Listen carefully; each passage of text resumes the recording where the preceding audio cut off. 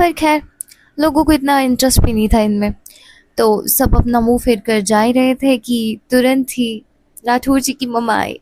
और उन्होंने जैसे ही श्रेया को राठौर के साथ देखा था, तो उनके ज़ुबान पर कोई सवाल नहीं था, बस वो उन्हें देखकर मुस्कुरा रही थी। पता नहीं क्यों, पर आज वो खुश थी। और वो स्माइल देखकर मानो तो मिस्टर राठौर की आंखों में कुछ अलग ही चमक आ गई हो। और तभी वो श्रेया को अंदर लाते हुए बोलते हैं, ये तुम्हारी सासू माँ है, इनसे अच्छे से पेश आना। और श्रेया भी इसमें हामी भरते हुए कहती है, हाँ ठीक है, अभी तुम्हारी पूजा करूँगी, फिर अंदर आना, ऐसे मत आओ, ठीक है, वहीं रुको बाहर। और तभी एक नौकर अपने हाथ में पूजा की थाल लेकर कुंती जी को पकड़ाते हुए अपना सर नीचे कर लेते हैं।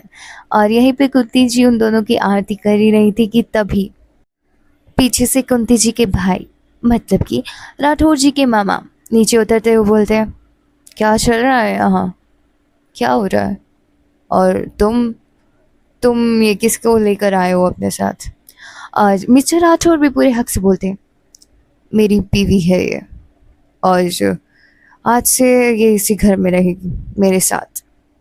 पीछे खड़ी हुई मामा जी की वाइफ, मतलब कि राठौर जी की मामी, बड़बड़ाते हुए बोलती है, ये कम था जिसको हम पाल रहे थे, ये और आ गई। हाँ, माना अपना खर्चा खुद उठाता है, पर फिर भी एक तो इसे झेलना पड़ता है, साथ में इसकी माँ, और अब तो अपनी बीवी को भी ले आया। वैसे बीवी लग तो रही नहीं है किसी एंगल से।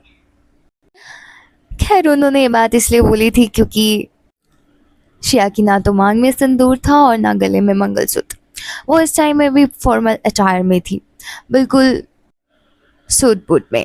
इस टाइम पर श्रेया ने वाइट कलर का कोट के साथ अंदर टैंक टॉप और नीचे ही वाइट पैंट डाली हुई थी, और वहीं पे उनके साथ उनकी YSLs की ब्लैक कलर की हिल्स डाली हुई थी, और वो बिल्कुल से किसी बिजनेस टाइप को उनकी तरह लग रही थी। खैर, लग रही थी, वो तो खुद थी। और वो जैसे ही कुंती जी के पैर छूने वाली होती है, वो तभी उनको प्यार से उठाकर गले से लगा के बोलती है, बेटियों की जगह पैरों में नहीं, दिल में होती है, तो कभी भी अगर मन करे मेरे पैर छूने का, तो मेरे गले लग जाना, चलो अंदर आओ।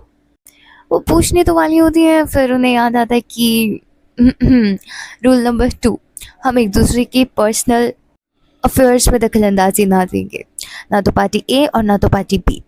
तो ये सोचकर वो चुप रह जाती है, और मिस्टर राठौर के साथ वो अपने रूम में चली जाती है। अब उनका रूम देखकर तो उन्हें ऐसा लग रहा था कि वो कौन सी डार्क टनल में आ गई है। इतना अंधेरा कमरे में, इवन बेडशीट तक ब्लैक, टाइलें भी ब्लैक। ओह नो, ये इंसान है या भूत है, कैसे रह लेता है ये इतना ब्लैक ब्लैक ब्लैक। खैर, श्रेया को क्या था, उसे तो वैसे भी एक ही दिन गुजारना था आज का, ताकि वो प्रूव कर सके कि वो शादीशुदा है।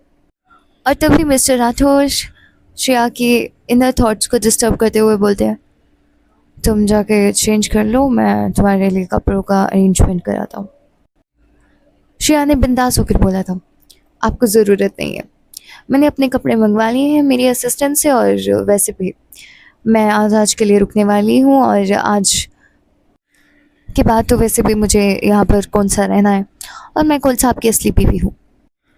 ये बात सुनकर पता नहीं क्यों जैसे कि मिस्टर राठौर को थोड़ा गुस्सा आ गया हो, और वो तभी थोड़ा शार्प टोन यूज़ करते हुए बोलते हैं, ठीक है, तुम्हारी मर्जी, और वैसे भी कॉन्ट्रैक्ट ही है ना ये, तो करो जो करना है, पर अगर मैं कुछ करूँगा तो मुझे मत रोकना। पता नहीं श्रेया को तो ये बात कुछ समझ आई नहीं थी, और वो चुपचाप जाकर जैसे ही बेड पर बैठने वाली होती है, तभी मिस्टर राठौर उन्हें टोकते हुए बोलते हैं, तुम नीचे सोओगी। क्या? मैं और नीचे? श्रेया गुप्ता, शायद आप भूल चुके हैं कि आपने किससे शादी करी है। मैं कोई गवार लड़की नहीं हूँ कि जो मन चाहेंगे आप बोलेंगे और मैं करूँगी। मैं क्यों नीचे सोऊंगा? हाँ, आप नीचे सोइए, और नीचे सोना ही क्यों है, काउच है ना, काउच पे वैसे भी आप फिट आ ही जाएंगे। वैसे भी आज की बात है ना, तो मैं ऊपर सो जाती हूँ, आप काउच पे सो जाइए। अच्छा, मैं मेरे रूम में काउच पर सोऊं और तुम बेड पर? और वैसे भी कौन सी मैरिज की बात कर रही हो? हाँ, ये तो वैसे भी फेक है ना। तो और अभी तो हमारे आसपास कोई है भी नहीं जो पब्लिकली हमें दिखाना हो।